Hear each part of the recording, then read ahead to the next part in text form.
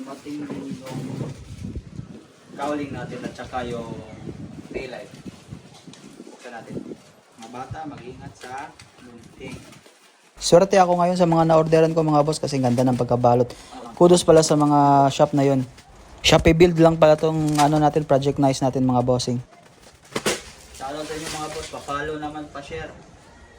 Sa susunod na mga vlog natin mga boss, ipapaiba ko na yung chassis natin kasi ito lang yung hinihintay ko para may sukat na yung para sa chassis, yung sa taillight niya at saka yung sa headlight.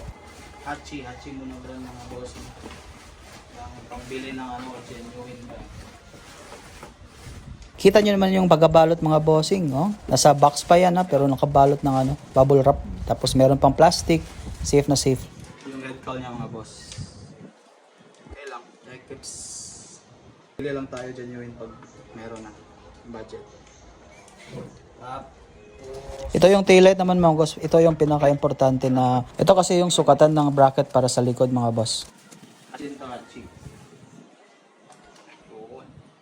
Ganyan ba yun?